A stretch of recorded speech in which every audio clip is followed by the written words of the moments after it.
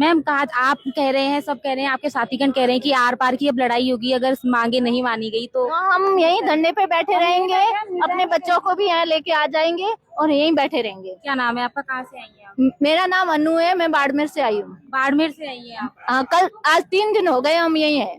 3 दिन से आप यही? हाँ, एक दिन आलोक राज जी से मिलने के लिए गए और फिर दूसरे दिन भजन लाल जी से मिलने के लिए गए। उन्होंने यही बोला है कि अब हमारे हाथ में कुछ नहीं है। आलोक राज जी ने बोला कि नेताओं को बोलना था आपके नेता ना सीटें बढ़ा दे। ये नेता क्या होते हैं, हमें समझ में नहीं आ रहा है ये नेते क्या होता है।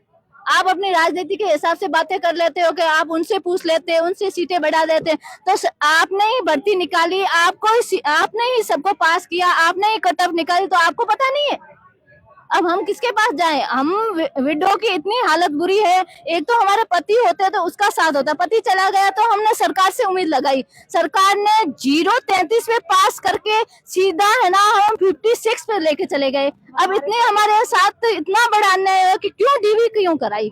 हमारा कहना यही। आपके पति नहीं है तो किस तरीके से घर चलाना भी बहुत वो भी तो वो भजन लाल जी को या आलोक राज जी को नहीं पता है, क्योंकि जो जिसकी लेडीजों के साथ होता है ना उनको पता है कि कैसा हाल होता है। पेंसिल के नाम पे ओनली 500 रुपए 1000 रुपए देते हैं हमें पेंसिल के नाम पे विडो की पे। 1000 से और जब हमारा डीवी करवाया 10-10 15-15 हजार रुपए वो सरकार के खाते में भरा है।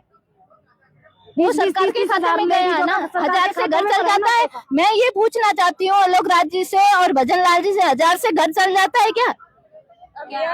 किस तरीके से आप मतलब घर चलाती हैं? आप अकेली हैं जो? हाँ, मैं अकेली हूँ, मेरे 2 बच्चे हैं, 2 बच्चियां हैं, लड़कियां हैं। उनको पालना कितना मुश्किल हो रहा है वो हमें ही पता है। मैडम 11 साल हो गए मेरे को भी अपने बच्चे पालते हुए, दोनों बच्चों को पढ़ाना, ससुराल वालों का साथ दिया। 11 साल हो गए घर से निकाले हुए उनको। क्या नाम है आप? बबली जांगीर। अब आर पार की लड़ाई किस तरीके से होने वाली है अगर सरकार मांग नहीं मानी? हमें चाहिए यहीं रहना, हमें चाहिए हमारे काम देनी पड़ेगी, मगर हमें भी नौकरी। जो हमारे साथ डीवी करके धोखा किया उसका हमें न्याय चाहिए। उनके पास सीटें हैं, वो चाहती, सरकार चाहती है तो सीटें हमें दे सकती है। जो हमारे लेवल के हैं, 0 कट ऑफ वाले, जैसे एक्स सर्विसमैन हमारे लेवल के हैं, उनको 0 पे सिलेक्शन किया तो हमें भी 0 पे सिलेक्शन करो। अगर 0 पे नहीं कर रहे तो 2 नंबर पे सिलेक्शन करो, हमारा सिलेक्शन होना चाहिए। पेंसिल भी आ रही है, हमें क्या हमें सरकार की तरफ से पेंशन नाम का 500-1000 रुपए आते हैं, इससे ज्यादा नहीं आते। अब हम मेरे हस्बैंड को 17 साल हो गए उनकी डेथ हुई, उस टाइम बच्चे दोनों छोटे थे, आज बच्चे बड़े हो गए। मेरी 15 साल में ही शादी हो गई थी। अब इतना बड़ा बुरा हाल हमारा है तो सरकार हमारी मदद नहीं करेगी तो हम किसके पास जाए? प्लीज ये हमारे साथ हमारा न्याय करें। आज आरएलपी आपके साथ उतरी है जमीन पर, वो हमेशा हर युवा के साथ, हर किसी के साथ उतरती है, आज वो उतरी है तो आपको क्या लगता है कि आपकी मांगे मानी जाएगी? हमारी मांगी जाए, हमारे 0.33 निकाली जाते, हम भी खुश थे, मेरे बच्चे भी खुश थे कि हमारे मम्मी को नौकरी मिली थी, हम भी आगे बढ़ेंगे और बढ़ेंगे। और हम नौकरी देके सरकार ने हमारे विधवा को साथ धोखा किया है। हमें सरकार से न्याय चाहिए, हमें हमारी मांग से हमारी सीटें बढ़ाओ और हमारे बच्चों को आगे बढ़ाने खर्चाने के लिए हमारे ट्रेनिंग दो।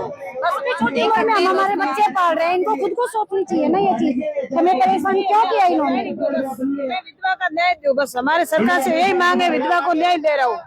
देख सकते हैं दोस्तों आप किस तरीके से यहाँ पे जो है न्याय की मांग लगा रहे हैं। देखने वाली बात होगी कि सरकार इनकी मांगे मानती है या फिर नहीं। और ऐसी अपडेट्स के लिए देखते रहिए अपना चैनल।